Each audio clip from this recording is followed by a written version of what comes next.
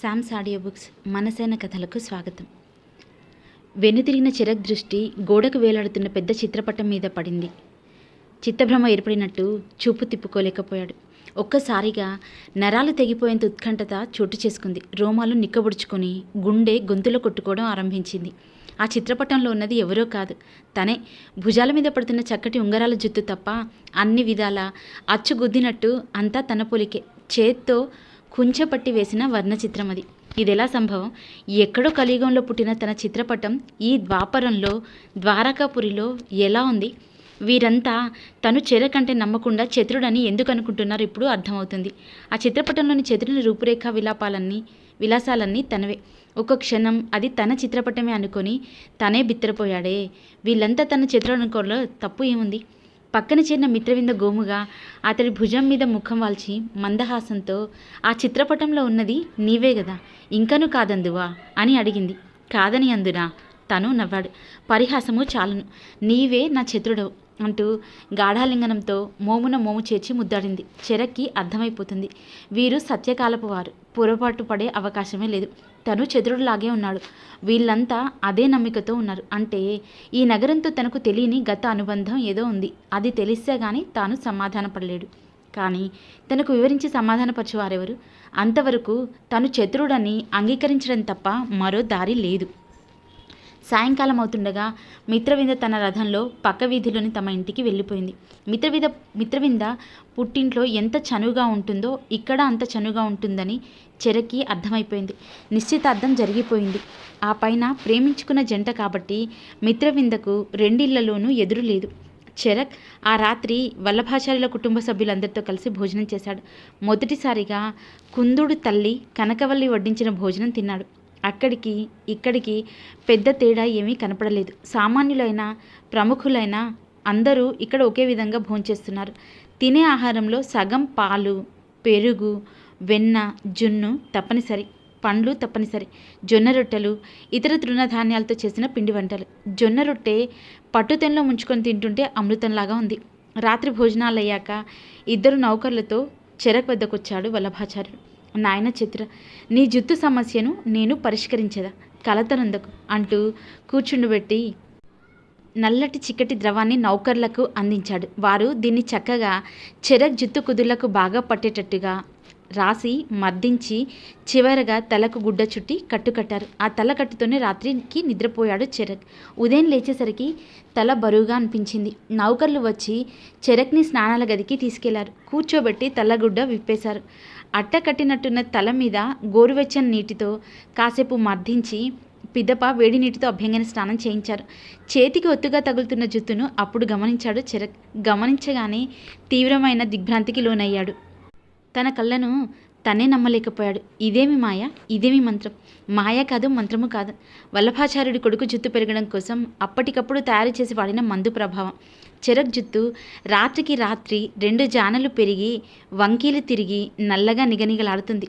నీరు నిశ్చలంగా ఉన్న నీటి తొట్టెలో తన రూపు చూసుకున్న చెరక్కి కెవ్వున అరవాలనిపించింది.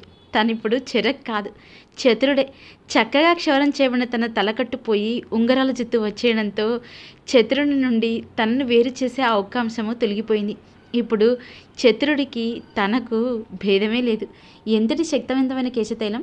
ద్వాపరంలో ఎవరికీ బట్టతల లేదు. ఆయుర్వేద ఔషధాల్లో ఇంతటి మహిమ కూడా ఉందా?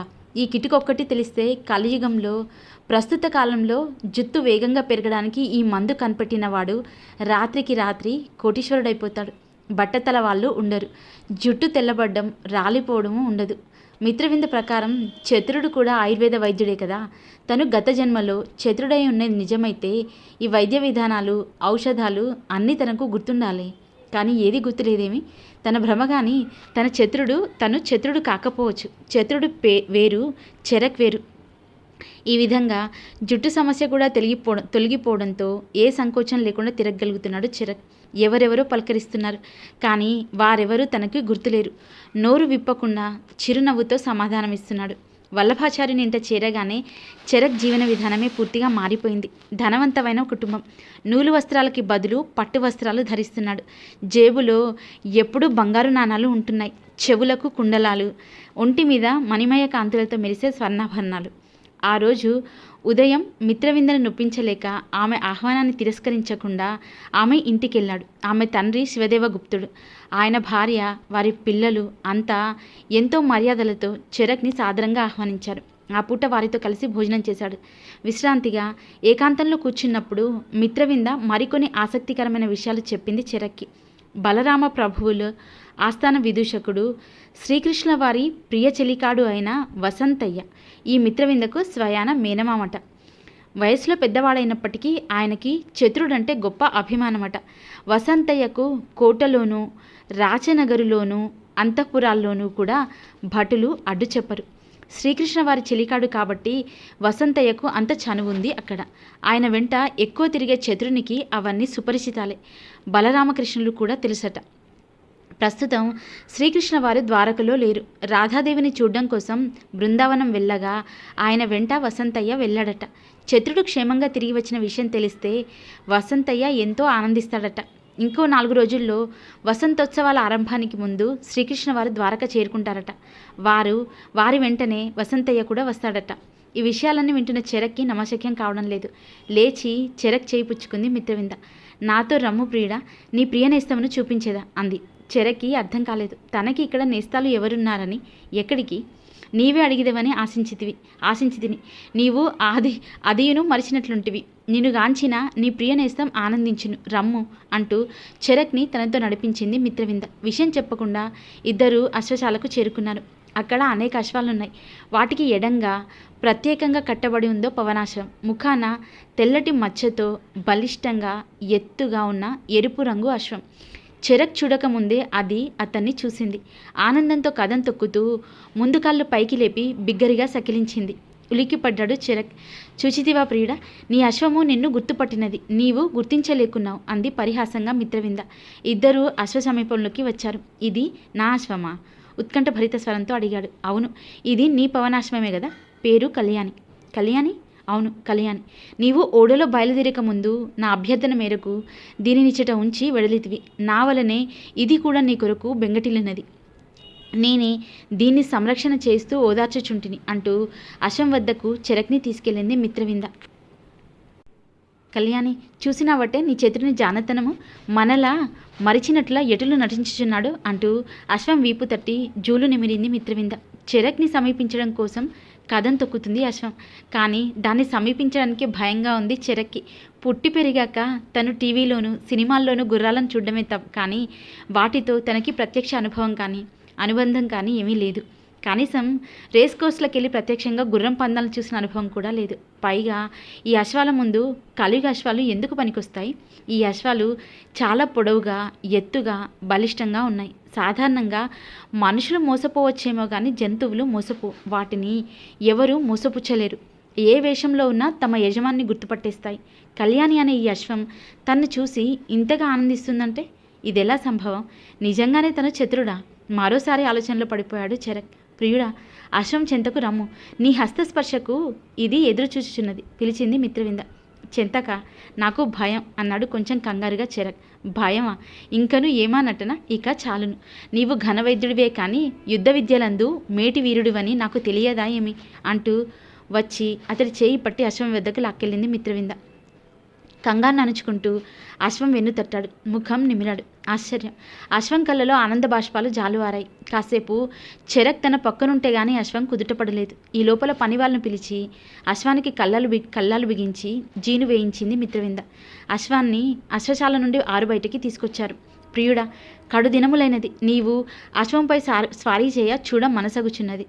అధిరోహింపుము అంది మిత్రవింద. నేనా? బిత్తరపోయాడు చెరక్. అవును, నీవే.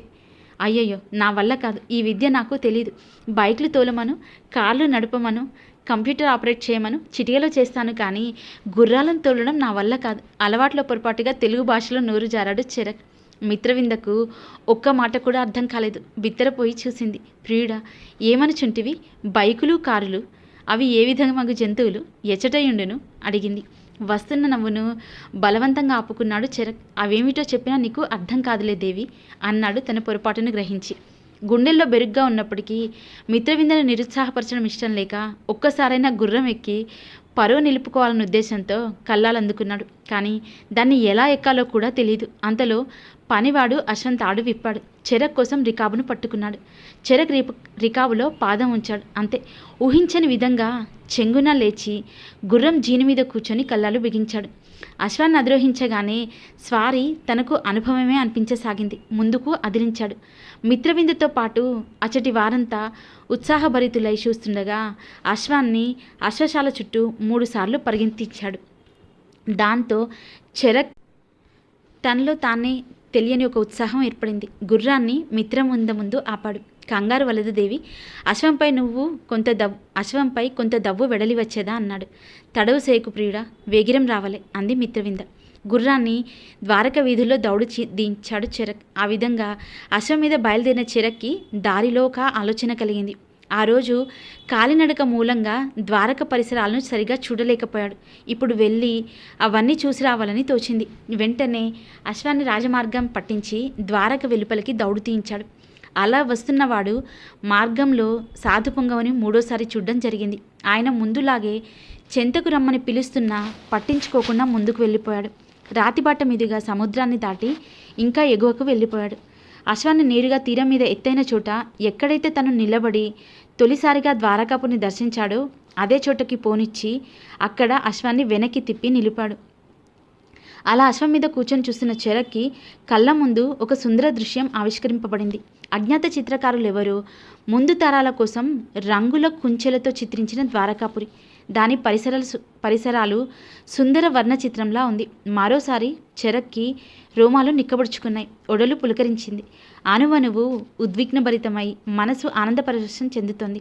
తానేమిటి, ద్వారకాపురిని చూడడం ఏమిటి, మానవ మాతృలకు సాధ్యమయ్యే పనేనా ఇది? తనకు ఏ దేవుడిచ్చిన వరం ఇది? తన జేజి తాతయ్య తన అపూర్వ మేధాశక్తితో తనను ఒక కార్యార్థం ఇటు పంపించిన ఈ నగరంతో తనకు గత అనుబంధమేదో లేకపోతే 2 కుటుంబాల ఆదరణ, మిత్రవింద ప్రణయం, పరిచయస్తులైన పురజనులు ఏమిటి ఇదంతా? ఎలా సాధ్యం? సాక్షాత్తు ఆ వైకుంఠవాసుడైన శ్రీహరి దశావతారాల్లో 8వ అవతారమైన శ్రీకృష్ణ భగవానుడు కొలువున్న నగరాన్ని తను చూడ్డమే కాదు, నగరంలో నివసించడం ఏ జన్మ సుకృతం ఇది? ఆ కృష్ణ పరమాత్మ కరుణ లేకుండానే తను ఇక్కడికి రాగలిగాడా? పులకాంకితుడై ఆ రాధామాధవునికి చేతులెత్తి నమస్కరించాడు. ఆహా, నీట మునిగిన ద్వారకాపురి గురించి ఎన్నో పరిశోధనలు చేసి ప్రపంచానికి చాటిన షికారిపూర్ రంగనాథరావు గారి జన్మ ధన్యం కదా. చూడాలి, వారి పరిశోధన ఫలితాలు ఇక్కడి వాస్తవాల్ని ఓసారి సరిచూడాలి. తను ఊహించిన దానికి భిన్నమైన అంశాలేమిటో కూడా గమనించాలి. చుట్టూ నీలి సముద్రం, మధ్యలో ద్వారకా నగరం, అది అమరి ఉన్న దీవి, తీరాన్ని అనుసంధానం చేస్తున్న రాజమార్గపు రాతిబాట, తీరం వెంట ఆవాసాలు, అటు ఓడరీవులో కొన్ని ఓడలు, తీరం వదిలి ద్వారకను చుట్టి దక్షిణంగా సాగిపోతున్న ఒక తెరచాపల ఓడ, తీరం వెంట ఎటు చూసినా పచ్చని ప్రకృతి. కొద్దిసేపు మైమరిచి అలా చూస్తుండిపోయాడు చెరక్. హస్తినవరకు సాగిపోయే ఆ మార్గంలో వాహనాలు, బాటసార్ల రాకపోకలు యథావిధిగా ఉన్నాయి. ఒక బిడారపు గుంపు, వర్తకుల సమూహం రణగుణ ధ్వనితో ద్వారక దిశగా ఎగువ నుంచి వస్తుంది. ఆలోచిస్తూ అశ్వాన్ని తిరిగి సముద్రనారాయణ ఆలయం దిశగా పోనిచ్చాడు. ద్వారక దీవి నుండి తీరం 2 మైళ్ళ దూరం ఉండొచ్చని కాలు నడకన పోతూ భావించాడు. అది తప్పని ఇప్పుడు అర్థమవుతుంది. 1 మైలు దూరం అనగా 1.5 కిలోమీటర్ల దూరం మించదు. తను పొరపాటు పడిన మరో అంశం, దీని మీద మైడిచే నిర్మించబడిన నగరంతో ఆ దీవి వరకే ద్వారకాపురి పరిమితం అనుకున్నాడు. కానీ కాదు. ఆయా ప్రాంతాలకు విడివిడిగా పేర్లున్నప్పటికీ మొత్తం కలిపే హైదరాబాదు అంటున్నాం. అలాగే ద్వారకా దీవితో పాటు తీర ప్రాంతంలోని భాగాలు కూడా ద్వారకాపురిగానే వ్యవహరింపబడుతుంది. ఓడరేవు తీరంలో గోమతి నది సమీపంలో ఉండగా దాన్ని ద్వారకా ఓడరేవు అని అంటున్నారు కదా. ఆలోచిస్తూనే అశ్వాన్ని నేరుగా ఓడరేవు వైపు పోనిచ్చాడు. దారిలో ఆ రోజు తను వైద్యం చేసిన మేదరి గృహం వంక చూశాడు. అతను చక్కగా ఇంటి ముందు కూర్చొని పని చేసుకుంటున్నాడు. కాలికి కట్టులేదు అంటే అగ్నిప్రభ ఆకులు అద్భుతంగా పనిచేశాయనే కదా అర్థం. ఎక్కడ అభ్యసించాడు ఈ వైద్య విధానాన్ని? క్రమంగా ఓడరీవులో ప్రవేశించింది అశ్వం. ఆ పరిసరాల్లో ఆ రోజు తనకి కొత్త నూలు వస్త్రాల జతనిచ్చిన పీతాంబరం అనే అవంతి వ్యాపారి కనపడలేదు. రేవులో రోమాపురికి చెందిన ఓడ కూడా కనపడలేదు. అందరూ వెళ్ళిపోయి ఉంటారు. ఈరోజు 4 ఓడలు రేవులో లంగర్లు వేయబడున్నాయి. ఎప్పటి మాదిరిగానే ఆ ప్రాంతమంతా హడావుడిగా ఉంది. ఓడరేవు ప్రాంతాన్ని దాటి గోమతి తీరం వైపు వెళ్ళాడు చెరక్. అక్కడ గోమతి నది 7 పాయలుగా చీలిపోయి 7 దీవులను వేరు చేస్తూ సముద్రంలో సంగమిస్తుంది. దక్షిణ పాయన అనుకొని దక్షిణంగా ఉన్న తీర ప్రాంతంలోనే ఓడరేవు ఉంది. ఆ ప్రాంతం నుంచే సముద్ర మధ్యంగా ద్వారక అసలు దీవిని అనుసంధానపరుస్తూ రాతిబాట ఉంది. కాబట్టి ఈ ప్రాంతానికి పూర్వద్వార అని పేరు. అంటే ద్వారకాపురికి ద్వారం వంటి భాగమని అర్థం. ఇక దక్షిణ పాయ నుండి రెండో పాయ మధ్య భాగంలో సువిశాలమైన దీవి ఉంది. ఆ దీవి పేరు ధేనుక. అతి పెద్ద బల్లకట్టు వంటి పడవ మీద గుర్రంతో సహా గోమతి నదిని దాటుతుండగా పడవ నడిపే వ్యక్తిని అడిగి తెలుసుకున్నాడు చెరక్. ఆలోచిస్తున్న చెరక్ మస్తిష్కంలో మిగిలిన దీవుల పేర్లు కూడా గుర్తుకొచ్చాయి. రంగనాథ్ గారి గ్రంథం ప్రకారం వరుసగా సువర్ణతీర్థ, నారాయణపుర, నాగేశ్వరపుర, సంకోదర, ఆరంభద్వార, ఓక్మడి ఈ దీవులను అనుసంధానం చేస్తూ నది పాయల మీద పడవలు, తెప్పలు, డెంగిల వంటి సాధనాలు అనేకం ఉన్నాయి. అన్ని దీవుల్లోనూ జనావాసాలు, చక్కటి ఆలయాలు ఉన్నాయి. ప్రతి దీవి పచ్చని ఫలవృక్షాలు, తోటలతో కలకల్లాడుతున్నాయి. మొత్తం దీవుల్ని తిరిగి చూడాలంటే ఈరోజు సరిపోదు. 3 దీవుల్ని మాత్రం తిరిగి చూసి వెనుతిరిగాడు. తిరుగు ప్రయాణంలో అశ్వాన్ని పోనిస్తూనే ఆలోచిస్తున్నాడు చెరక్. ఆలోచిస్తుంటే రంగనాథ్ గారి గ్రంథరచన వెనుక ఎంతటి కృషి ఉందో ఇప్పుడు అర్థమవుతుంది. తన పరిశోధనల్ని ద్వారకాపురి వర్ణనలతో సరిపోల్చుకోవడం కోసం ఆ మహనీయుడి రెఫరెన్స్కి తీసుకున్న గ్రంథాలు తక్కువేమీ కాదు.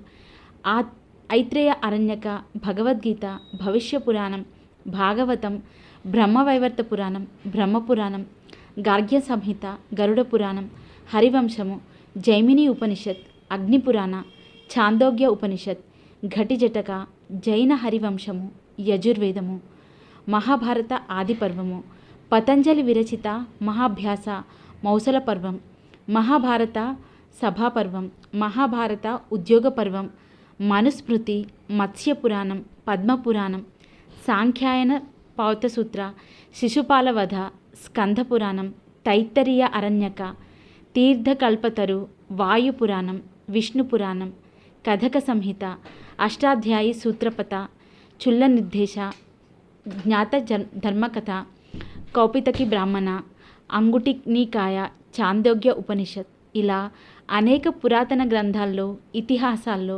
ద్వారకాపురి, దాని పరిసర ప్రాంతాల వర్ణనలు ఉన్నాయి. వీటన్నిటినీ సేకరించి చదివి వాటితో తన పరిశోధనని సరిపోల్చడం అంటే సాధారణ విషయం కాదు. అది ఒక మహాయాగం లాంటిది. ఆ యాగాన్ని పరిపూర్ణం చేసి ద్వారక నీట మునిగినది వాస్తవమని ప్రపంచానికి చాటిన షికారిపూర్ రంగనాథ్ గారి జన్మ ధన్యం. ఆయన తన గ్రంథంలో ఏమైతే చెప్పారో అవన్నీ ఇప్పుడు ప్రత్యక్షంగా తను చూస్తున్నాడు. ఇంతకన్నా తనకి వేరే భాగ్యం ఉంటుందా? ఇక్కడ తనకు ఆశ్చర్యం గొల్పిన మరో అంశం ఉంది. రాతిబాటను దాటి మొదటి ప్రాకార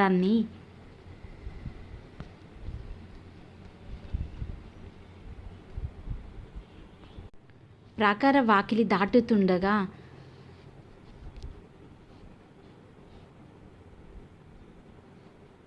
పార్శ్వంలో ప్రాకారం కొంత మేర దెబ్బతిని ఉంది. దాన్ని ఇంకా సరి చేయలేదు. చూస్తే సమీప కాలంలోనే ఒక యుద్ధం జరిగి ఉంటుందని సందేహం ఉంది.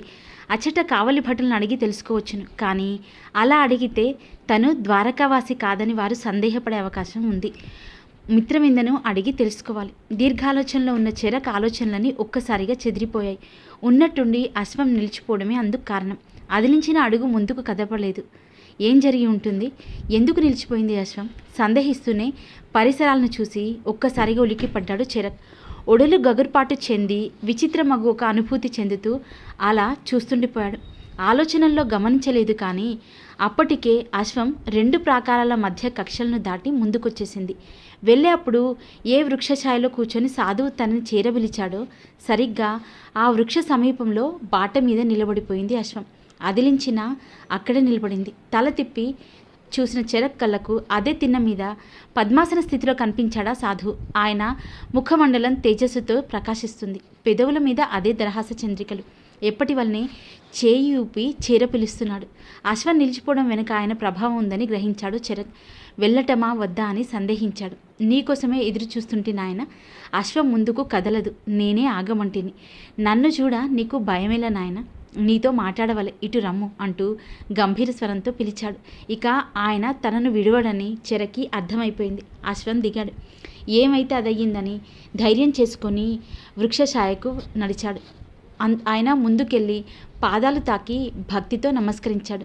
అభీష్ట సిద్ధిరస్తు అంటూ ఆశీర్వదించాడు సాధు. నా అవివేకమునకు మన్నించండి స్వామి, నా భయాలు నాకున్నవి, అందుకే మీరు పిలిచిన వచ్చుటకు జంకితిని, క్షమింపుడు అన్నాడు వినయంగా నిలబడి. మృదువుగా నవ్వాడు సాధు. చెరక్ నామధేయం గల నిన్ను తిరిగి కలికాలమునకు పంపించి వేయుదునని భయమొందితివా అడిగాడు. ఒక్కసారిగా చెరక్ గుండె ఆగిపోయినంత పనైంది. నవరంధ్రాలు మూసుకుపోయినట్టయింది. కొద్ది క్షణాల పాటు మెదడు మొద్దుబారిపోయింది. ఏమిటిది? ద్వారకలో ఇన్ని రోజుల్లోనూ ఒక్కరు కూడా తనను గుర్తించలేదే. ఈ మహనీయునికి ఎలా తెలిసిపోయింది? ఎంతటి శక్తిమంతుడు కాకుంటే తెలుసుకోగలిగి ఉంటాడు? ఈయన అనుగ్రహం లేకున్నా తనకు ప్రమాదమే. ఒక్క క్షణం ఆలస్యం చేయకుండా ఆయన పాదాల మీద వాలిపోయాడు.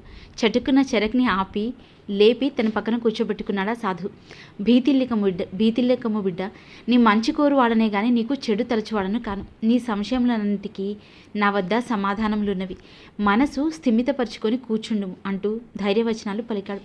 ఆ మాటలు విన్నాక చెరక్లో కొంత ధైర్యం ఏర్పడింది. ఇంతవరకు వచ్చాక ఇక దాపరికం అనవసరం అనిపించింది. స్వామి సర్వం తెలిసినవారు, ఇంతకీ నేను ఎవరిని? చెరక్నా చతురుడనా అడిగాడు. సంధ్యమేళ నాయన, రెండునూ నీవే. గత జన్మలో చతురుడవు, ఈ జన్మలో కలియుగమున చెరక్ నామధేయుడవు. చెరక్కి నోట మాట రాలేదు. విస్మయానికి లోనయ్యాడు. ద్వారకాపురితో తనకు గత జన్మ అనుబంధం ఉంది.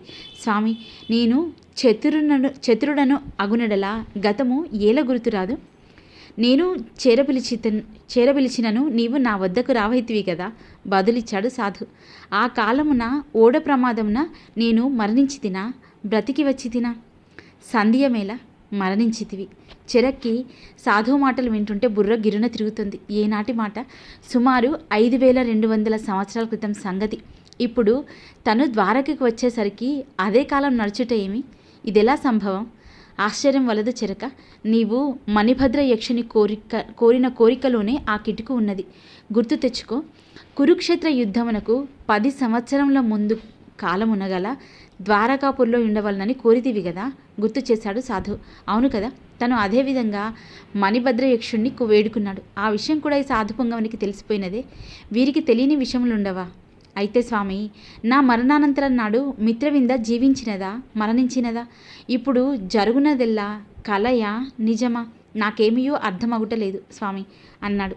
అర్థము కాదు నాయన, దేవరహస్యము కదా.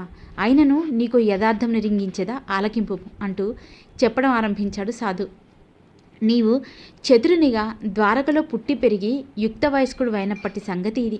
శ్రీకృష్ణ వారి చెలికాడు ఆస్థాన విదూషకుడు అయిన వసంతయ్య వయసులో నీకన్నను పెద్దవాడే అయినను ఆయనతో నీకు చెలిమి అధికము.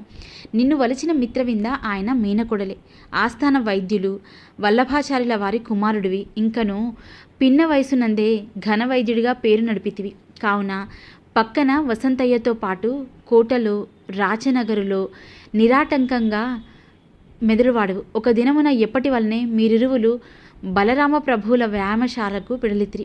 ఆ సమయంన బలరామ ప్రభువుల శిష్యులకు గదాయుద్ధమున మెలకువలు బోధించి ప్రదర్శించుచున్నారు. శ్రీకృష్ణ వారు ఆ సమీపమందే ఉన్నారు. అంతలో గదను తిప్పుటలో పొరపాటు జరిగి బలరామ ప్రభువుల భుజకండరం బెనికి విపరీతమైన సలుపు ఏర్పడినది. భరింపనలవి గాని నొప్పి. ఆ సమయంలో వచ్చిన నీవు బలరామ ప్రభువుల భుజమును మర్దించి చేతివేలను నలిపి చిత్రంగా వేలును పట్టి లాగి వదిలితివి. అంతటి వేదన చిటికలోనే మాయమైనది. నీ యొక్క చాతుర్యమునకు బలరామ ప్రభువులు మెచ్చుకున్నారు. బలిచతుర, నీ చాతుర్యము కడు శ్లాఘనీయము, మెచ్చితి. కోరుకొనము, నీకొక వరం బొసగెద అనిరి. అత్తరి నీ వాసించినచో బంగారమో మణిమాణిక్యములో, గోసంపదో, భూసంపదో, వస్తువాహనంలో కోరి ఉండవచ్చును, కానీ అవి ఏవియునూ లేదు. విచిత్రముగగు ఒక వరము అడిగితివి ప్రభు. తమ దయ వలనను శ్రీకృష్ణ వారి కరుణా కటాక్షముల చేతను మాకు ఏ లోటునూ లేదు. ఒకటే కోరిక ఉన్నది.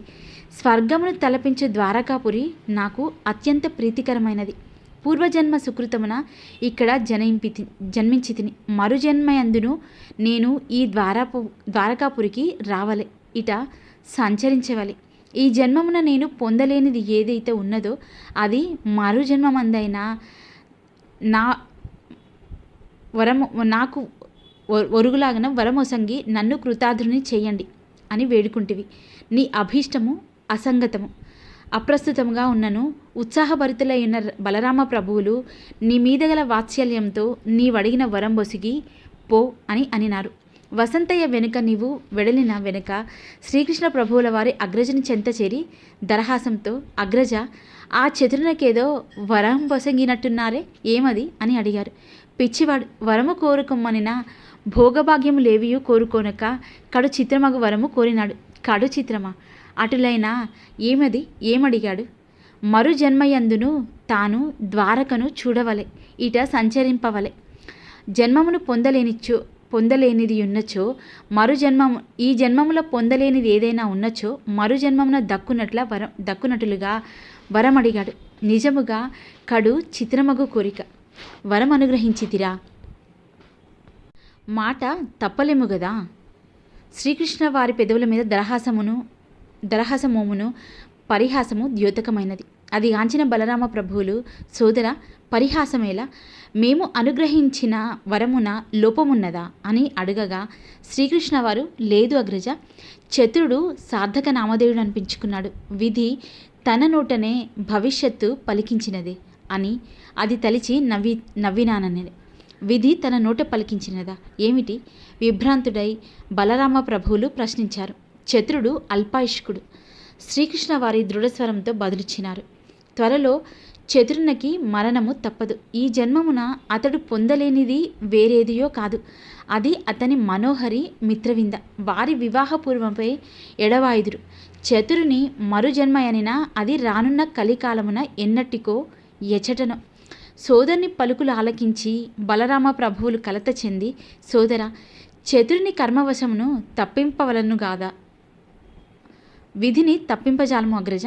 ఇదేమి సంకటము? చతురుడు అసంబద్ధమగు వరమును కోరనేలా? సాధ్యాసాధ్యములు ఆలోచింపక మేము వరం ఒసంగుటయ్యేలా? పరిష్కారము తెలుపుము సోదర. చతురుని పిలిపించి ఇచ్చిన వరమును ఉపసంహరింతునా? బలరామ ప్రభువులు, వరము అసంబద్ధము అగున. విధి వారి నుదుట ఏమి రాసినదో అటులనే జరుగును. మీ వరము భవిష్యకాలమున ఫలించును, కలత వలదు అని బలరామ ప్రభువులకు మాట ఇచ్చారు శ్రీకృష్ణవారు. ఆ విధంగా చతురుడు బలరామ ప్రభువుల నుండి వరము పొందిన కొద్ది దినములకే ఓడ ప్రమాదమున మరణించినాడు అంటూ వివరించాడు సాధు. అంటే గత జన్మలో తను చతురుడిగా ఉండగా పిన్న వయసునందే ఓడ ప్రమాదంలో మరణించడం వాస్తవమని చెరక్కి అర్థమైంది. అంతేకాదు, నాడు బలరామ ప్రభువుల వర ప్రభావం చేత ఇన్ని వేల సంవత్సరాల తర్వాత తిరిగి తను ద్వారకలో అడుగుపెట్టి ఇక్కడ వసించి సంచరింపగలుగుతున్నాడు. తిరిగి నాటి తన మనోహరి మిత్రవిందను చేరుకోగలిగాడు. అంతా బాగానే ఉంది, కానీ గతం ఎందుకు తనకు గుర్తు రావడం లేదు? స్వామి, గతము నాకు గుర్తుకు వచ్చినా నాకంతా అగమ్యగోచరంగా ఉన్నది అని అడిగాడు. నా వద్దకు వచ్చినావు కదా, కొంత తడువు ఓపిక పట్టుము. నీ మదిలో సందేహములున్నాయి కదా, అవి తీర్చెద అన్నాడు సాధు. నాకు వివాహమైనది స్వామి. నా భార్య నామధేయము సుశ్రుత. అచట కలియుగమున నా కొరకు ఎదురు చూస్తున్నది. ఇప్పుడు నా పరిస్థితి ఏమి? సుశ్రుత కోసం మరలిపోదునా? మిత్రవింద కొరకు ద్వాపరలోనయుందునా? సాధువు గుంభనంగా నవ్వాడు. పిచ్చివాడ, బలరాముల వారిని వరము అడుగునప్పుడు తెలిసి అడిగితివా? లేదే, విధి అటులా ప్రేరేపించినది. ఇప్పుడు అంతే. నీ సమస్యకు విధి పరిష్కారము చూపగలదు. కలతయ్యేలా. నీ భార్య సుశ్రుత మిత్రవింద అంశలో జన్మించినది. మిక్కిలి సౌందర్యవతి. ఇరువురిలో ఎవరిని వదులుకొనజాలవు. ఆయన మాటలు వింటుంటే చెరక్కి నిజంగానే పిచ్చెక్కుతున్నట్టుంది. సుశ్రుత మిత్రవింద అంశలో జన్మించి ఉండవచ్చు, కానీ సుశ్రుతనిచ్చుటకు తీసుకుని రాగలడా? లేక మిత్రవిందను ద్వారక నుండి అచ్చటకు తీసుకుపోగలడా? రెండును అసాధ్యములే కదా. తానిప్పుడు ఎవరో ఒకరిని వదులుకోవాల్సిన పరిస్థితిలో ఉన్నది వాస్తవం. అలా వదులుకోవాల్సి వస్తే మిత్రవంద్యను వదులుకోవాలి. ఎందుకంటే తను వెనక్కి వెళ్ళక తప్పదు. జేజీ తాతగారి ఆశయాన్ని నెరవేర్చాల్సిన బాధ్యత తన మీద ఉంది. చెరక్ సంకట స్థితిని గమనించిన వాడై ఆ సాధు పుంగవుడు మేఘ గంభీర స్వరంతో, చింత ఏల నాయన, నీ సమస్యను కాలమే పరిష్కరించగలదు. వేరేమైనా సందేహములున్నా అడుగుము అన్నాడు. ఆ మాటలతో కొంత ఊరట చెందాడు చెరక్. అప్పుడొక విషయం అతడికి గుర్తుకు వచ్చింది. స్వామి, తొలి ప్రాకార ద్వారమును గమనించింది. కుడి పార్శ్వమున ద్వార భాగము కొంత శిథిలమైనది. దానిని అటులనే విడిచితిరి. ఏమి జరిగినది అడిగాడు. సాలోచనగా వీక్షించాడు సాధు. అవును, దాన్ని అటులనే వదిలినారు. గత సంవత్సరమున ఇచ్చట పాండజాతి సేనలు ద్వారకపై విరుచుకుపడినవి. ఆ సమయమున శ్రీకృష్ణవారు ద్వారకయందు లేరు. ఆ ధైర్యంతోనే ఆ దుండగులు దాడి చేసినారు. భయంకర యుద్ధంలో శత్రువులు తూర్పు ప్రాకార ద్వారపార్శ్వమును శిథిలింపచేశారు. ఆ యుద్ధమందు తొలు యాదవ సేనలు కకావికలమైనవి. సాత్యకి అలా చెదిరిపోయిన యాదవ సేనలను తిరిగి ఒకటి చేసి ఇనుమడించిన ఉత్సాహంతో యుద్ధాన్ని కొనసాగించినాడు. అంతలో శ్రీకృష్ణవారు ద్వారకకు తిరిగి రావడంతో బలరామ ప్రభువులు, శ్రీకృష్ణవారు, సాత్యకి ఇంకా పలువురు యాదవ నాయకుల సారథ్యంలో యాదవ సేనలు పాండజాతి సేవలని తనిమి కొట్టినవి. యుద్ధానంతరము నీవు చూసిన ప్రాకార శిథిల భాగము అటులనే వదిలివేయబడినది. అందుకు మొదటి కారణము, మయుడి సారథ్యంలో దేవతలు నిర్మించిన ప్రాకారములు మరమ్మతులు చేసినను తిరిగి కూలిపోవును, నిలువవు. రెండవ కారణము, భవిష్యత్తు తెలిసిన వారగుటచే కృష్ణదేవులే దీనిని అటులనే వదిలివేయమని చెప్పిరి అంటూ వివరించాడు సాధు. అంటే అర్థం ఏమిటి? ఎలాగూ రానున్న సంవత్సరాల్లో ద్వారక నీట మునుగుతుందని శ్రీకృష్ణ వారికి ముందే తెలుసు కాబట్టి ఇక ప్రాకార భాగానికి మరమ్మతులు అనవసరమని భావించి అలాగే విడిచిపెట్టమని చెప్పి ఉంటారా? అవగతమైనది స్వామి. మరొక్క సంశయం అన్నాడు చెరక్. ఏమా సంశయము? ఇక్కడ సంకోదర, ధేనుక, సువర్ణతీర్థ మొదలగు దీవులందును ఇటు ద్వారకాపురి అందును శివాలయములు అనేకం ఉన్నవి. నీలకంఠ మహాదేవ్, ఢింగేశ్వర మహాదేవ్, రామచంద్రాజీ, హనుమాన్జీ, శంకరనారాయణ మొదలగు ఆలయాలను దర్శించితిని. సాక్షాత్తు వైకుంఠవాసుడగు హరియే లీలామానుష వేషధారి అయి కృష్ణ పరమాత్మగా ద్వారకలో కొలువై ఉండగా ఇటు శివాలయాలకు ఇంత ప్రాధాన్యత ఎట్లా వచ్చినది? మీరును శివభక్తులని తెలియజేనే ఉన్నది అని అడిగాడు. చెరక్ సందేహం విని నర్మగర్భంగా నవ్వాడు సాధు. హరిహరులకు భేదం లేదు నాయన, ఇద్దరు సమానమే.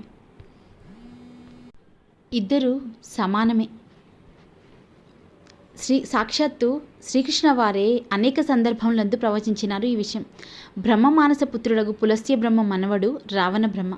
ఆ రావణ వధతో సంక్రమించిన బ్రహ్మహత్య పాతకాన్ని కడుగుకొనుటకు ఆ శ్రీరామచంద్రుల వారే భరతఖండమున అనేక శివలింగములు ప్రతిష్ఠించితిరి. అందుకే ఇచ్చట వైష్ణాలయములు, శివాలయములు సమృద్ధిగా ఉన్నవి. నేను ఇరువురను ఆరాధించువడను. ఇంకా ఇక్కడ అంబాజీ, ఇచ్చాయి, శ్రీ అభయ, మమ్మాయి, హరసిద్ధి, నవదుర్గ, అర్ధేశ్వరి, చంద్రభాగ, లునాయి, పద్మేశ్వరి, అష్టభుజ, విసోట, శీతల, అజయ అనే 14 శక్తి గుడులున్నాయి. అవి కూడా చూడుము అంటూ వివరించాడు. ఆయనను మరొక సందేహము, హరుడగు సదాశివునకు మీసములుండగా శ్రీహరికి ఏలా మీసముండదు? వారి అవతారములందునూ మీసముండదే? పరశురాముల వారు బ్రాహ్మణ వంశజుడగుటచే మీసములు లేవనుకున్నను వామనుడికి లేవు, రాముల వారికి లేవు, నేటి శ్రీకృష్ణ వారికి లేవు. ఎందులకు? చెరక్ సంశయం విని అంతటి గంభీర వదనుడగు సాధు పుంగవుడు కూడా ఒక్కసారిగా పకాలించి నవ్వకుండా ఉండలేకపోయాడు. తలుచుకొని నవ్వి ఎటులనో నవ్వు ఆపుకొని చెరక్ని పసివాన్ని చూస్తున్నట్లుగా చూశాడు. తన మీసాన్ని గడ్డాన్ని సవరించుకుంటూ నవ్వు నాపి, శ్రీకృష్ణులకు మీసము లేకున్ననేమి, వారి అగ్రజులకు బలరామ ప్రభువులకు మీసములు గడ్డములు ఉన్నవి కదా అన్నాడు పరిహాసంగా. చెరక్కి అర్థం కాలేదు. నాయన, సంశయాలను అడుగుటలోనూ నీవు చతురుడవే అంటూ నవ్వాడు. మంచి ప్రశ్న. హరునకు మీసముండుట వాస్తవమే. ఏలయనగా హరుడు లయకారుడు కదా. దృఢచిత్తం కలవాడు, భోగభాగ్యములందు ఆసక్తి లేనివాడు, పులి చర్మాంబరదారుడు, సర్పభూషణుడు, నందివాహనుడు కావున దృఢచిత్తుడైన శంకరునకు మీసము కలదు. శ్రీహరి స్థితికారుడైనందున అతని చిత్తము కోమలమైనది, మృదుభాషి, పుష్పప్రియుడు, వైభోగప్రియుడు, మానిని చిత్తచరుడు, భోగభాగ్యాలతో ఆడంబరప్రియుడు, సాక్షాత్తు భోగకారకుడు, ఆ లక్ష్మీదేవిని హృదయమున నిలుపుకున్నవాడు, సుకుమారుడు, మృదువగు శేషతల్పమున శయనించువాడు కావున మృదు స్వభావి అయిన శ్రీహరికి మీసము లేదు. ఆయన అవతార క్రమంలోనూ మీసములు లేవు అంటూ మరోసారి నవ్వాడు మహనీయుడు. స్వామి, మరొక సంశయం మా కలికాలమునకు చెందినది. గోమతి నది నుండి కడలి తీరంగా పిండద్వారకి అను ప్రాంతం ఉన్నది. అచట జనులు మరణించిన వారికి తర్పణమును విడిచుట, పిండ ప్రదానము చేయట మొదలగు కర్మలు ఆచరింతుడు. ఆ ప్రాంతమునకు పిండద్వారకయను పేరు వచ్చినది. ప్రస్తుతము ఇట పిండద్వారకయ లేదు కదా అని ప్రశ్నించాడు. ఎందుకో ఆ ప్రశ్న వినగానే మహనీయుని ముఖం మ్లానమైనది, చిరునవ్వు చెరిగిపోయినది, విషాద ఛాయలు పొడచూపాయి. అది గమనించిన చరక్ అడగకూడని ప్రశ్న అడిగానా అని సందేహపడ్డాడు. నిజంగా అడగకూడని ప్రశ్న అడిగాడు. సాధువు ఒకంత తేరుకొని చరక్ వంక చూస్తూ, మనం ద్వాపర యుగంలో ఉన్నాం.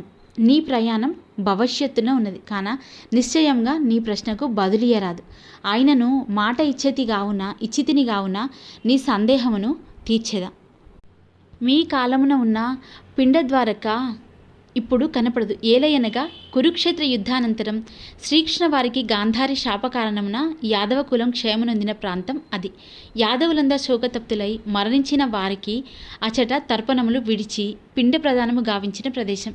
యుగ సంధి ముగిసి కలియుగారంభమున జరిగిన విషాద సంఘటన కావున నాటి నుండి అచట తర్పణములు విడిచి పిండ ప్రదానము గావించిన మరణించిన వారి ఆత్మలు శాంతించునను నమ్మకంతో కలియుగ జనులు ఆ ప్రాంతమును పిండద్వారకయనుచు తర్పణములు విడిచుచు అచట ఆ ఆచారమును పాటించుచున్నారు. కావున ఇప్పటి కాలమున పిండద్వారక నీకు అచట కానరాదు అంటూ చెప్పకూడని నిగూఢ విషయాన్ని కూడా వివరించి చరక్ సంశయ నివృత్తి చేశాడు సాధు. చివరిగా, ఇంకేమీ సందేహాలు లేవుగా అడిగాడు. కృతార్థుని స్వామి, వేరేమీ లేవు అని బదులిచ్చాడు చరక్. నీకు గతము గుర్తుకు వచ్చుటకు ముందే నీకొక హెచ్చరిక చేయవలసి ఉన్నది. అదేమనినా, నీవు ద్వారకలో ఎచట సంచరించినను సమస్య లేదు. కానీ పొరపాటున కూడా నీవు కోట ప్రాకారము వాకిలి దాటి లోనకు పోవలదు. కారణమేమనగా, ప్రాకారపు లోపలి కోట, రాచనగరు, సభాభవనం మొత్తం అంతటా కృష్ణశక్తి ఆవరించి ఉన్నది. నీవు మణిభద్ర యక్షుని శక్తితో ఇచ్చటకి వచ్చితివి. నీవు లోన అడుగిడిన మరుక్షణం కృష్ణశక్తి ప్రభావమున మణిభద్ర యక్షుని ప్రభావం నీపై తొలగిపోవును. అలా తొలగిన మరుక్షణం మణిభద్రయక్షుడు తిరిగి నిన్ను కలికాలమునకు కొనిపోగలడు. కావున పొరపాటున కూడా కోట ప్రాకార వాకిలి దాటి లోనకి పోవలదు అంటూ హెచ్చరించాడు. ఆ హెచ్చరిక విని నిర్ఘాంతపోయాడు చరక్. అంటే ద్వారకలో సంచరిస్తున్నంత వరకు తను కోరినప్పుడే మణిభద్రయక్షుడు తనను కలియుగంలోని తన శరీరం గల మందసం వైపు తీసుకుపోతాడు. కానీ ప్రాకార వాకిలి దాటితే మాత్రం తను కోరకుండానే పట్టి లాక్కెళ్ళి కలనాలిక మందసంలోని తన శరీరంలో పడేస్తాడు. ఆహా, ఇదేమి మెలిక! ఇంకా నయం, ముందే తెలిసింది. చతురుడిగా తనను ఎవరూ అడ్డగించరన్న ధీమాతో ఇవాళో రేపో కోటలోకి వెళ్ళి రావాలి అనుకున్నాడు. వెళ్తే కొంప మునిగేది. వచ్చిన కార్యం నెరవేరకుండానే మరలిపోయేవాడు. తాను శమంతకమణిని చూడాలి, పాంచజన్యం నెమలి పింఛంతో ఉన్న కృష్ణవారి కిరీటాన్ని, మురళిని చూడాలి. వాటన్నిటిని చూడకపోతే వచ్చి ప్రయోజనం ఏమిటి? బాబోయ్, షికారిపూర్ రంగనాథ్ గారు ఎన్ని పుస్తకాలు చదివాడండి? Almost 40 books. ఆయన బిబ్లియోగ్రఫీ చూడడానికే మనకి టైం పట్టేటట్టుంది. అవన్నీ చదివి రాయాలి అంటే గ్రేట్ కదా. Thank you.